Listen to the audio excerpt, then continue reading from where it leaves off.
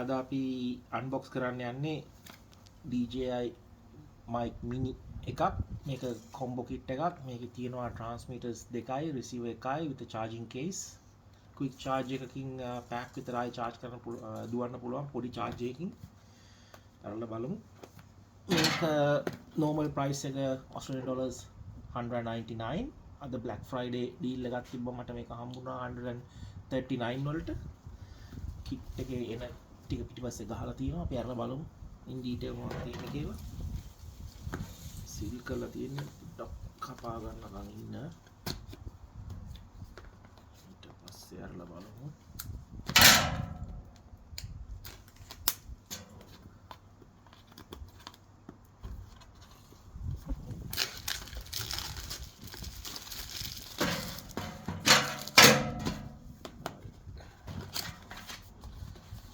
පවුච් එකක් එක්ක එන්නේ. කැරි පවුච් එකක් තියෙනවා. ඔක්කොම බොට් ටික දාලා අරන් යන්න. අපි කොහොමත් රෝඩ් ට්‍රිප්ස් තමයි ගොඩක් යන්නේ. එතකොට මේ පවුච් එක ඉම්පෝර්ටන්ට් මේකේ දාලා තියන්න පුළුවන්. නැත්තම් වාහනේ ඇතුලේ ඇවිදිනකොට නතර නැති වෙන්න පුළුවන් ගොඩක් වෙලාවට.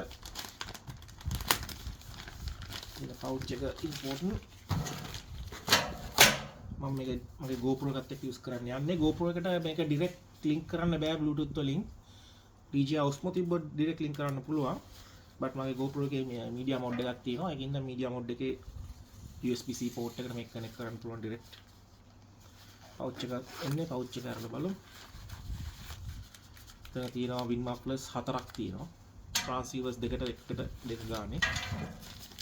මේකේ තියෙනවා USB-C charging cable එකයි 3.5mm audio cable එකයි කැමරා එකට කනෙක්ට් කරන්න. DSLR එකකට කනෙක්ට් කරගන්න පුළුවන්. ෆෝන් එකට කනෙක්ට් කරන්න පුළුවන්. මේක USB-C direct කනෙක්ට් කරන්න පුළුවන්. පරණ iPhones වලට lightning connections තියෙනවා. adapter එකක් දීලා තිනවා. lightning to USB-C කනෙක්ට් කරගන්න. මේක තමයි charging case එක.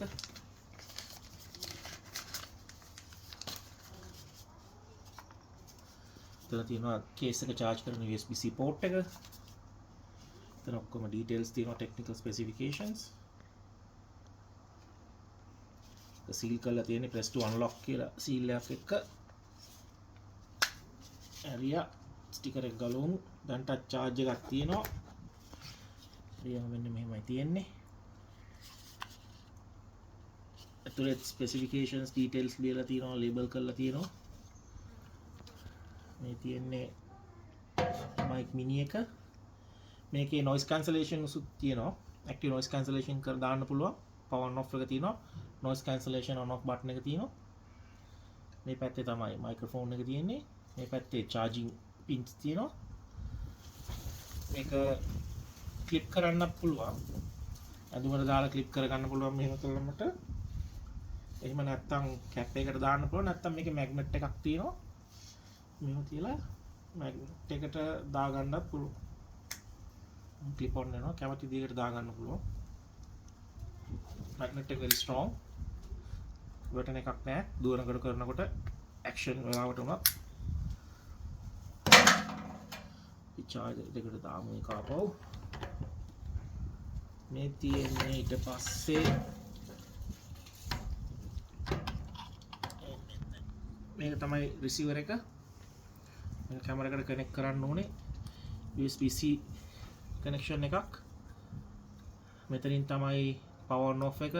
මෙතනින් gain එක control කරන්න පුළුවන් mic එකේ. මේ තියෙන කැමරා එකේ 3.5 mic 3.5 audio jack එක. මේකත් clip on කරන්න පුළුවන්.